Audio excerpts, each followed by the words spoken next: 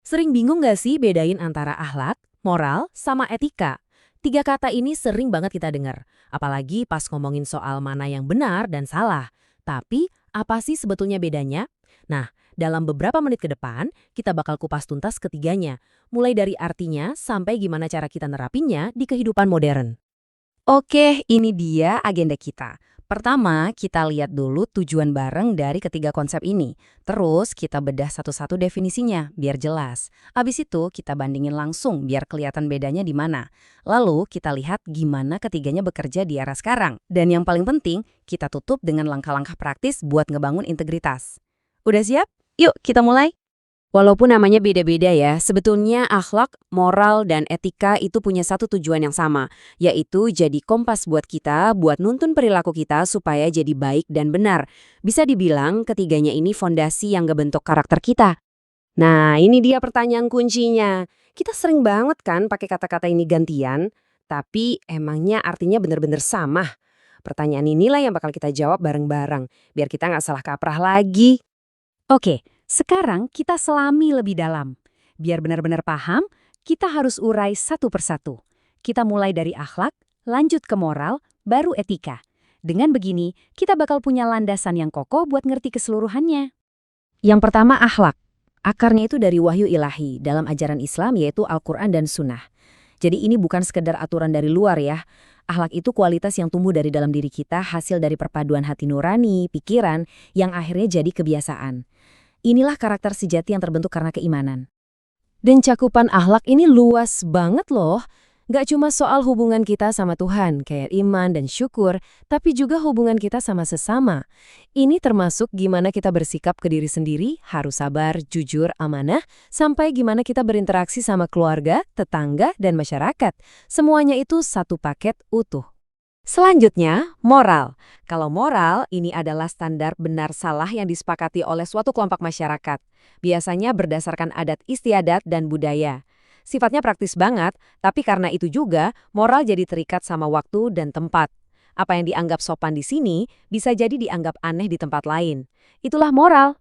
Ternyata moral ini adalah lapisannya juga. Ada moral ketuhanan yang sumbernya dari agama.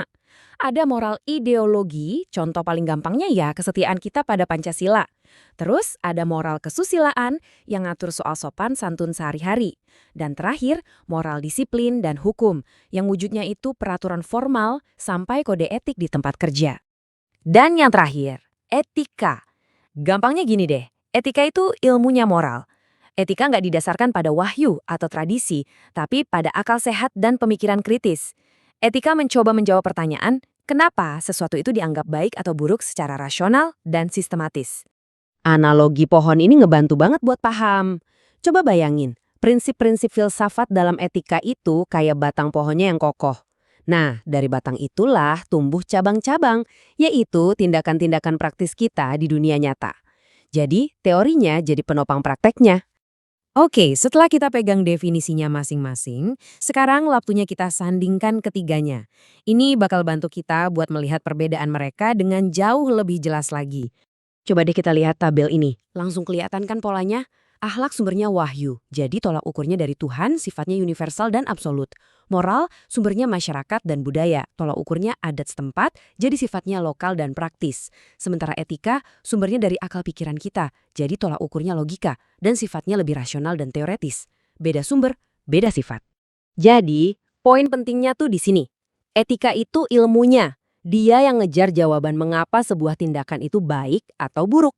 Sementara moral itu praktiknya. Aturan main di lapangan yang nentuin apa yang harus atau nggak boleh kita lakuin.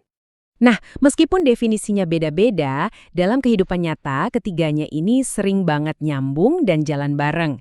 Biasanya sebuah tindakan yang baik itu bisa dibenarkan dari sudut pandang akhlak, diterima oleh moral masyarakat, sekaligus lolos uji nalar etika. Kita lihat contohnya deh. Perhatiin deh contoh-contoh ini.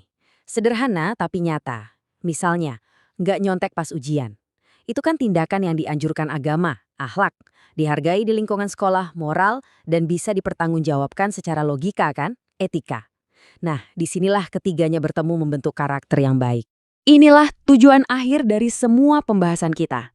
Gimana caranya kita pindah dari level tahu dan paham konsep menjadi orang yang benar-benar hidup dengan prinsip dan punya integritas. Betul sekali, karena pemahaman tanpa tindakan yang nggak akan mengubah apa-apa. Sekarang, kita fokus ke langkah-langkah konkret yang bisa langsung kamu coba mulai hari ini juga untuk membangun integritas. Pesan utamanya adalah ini.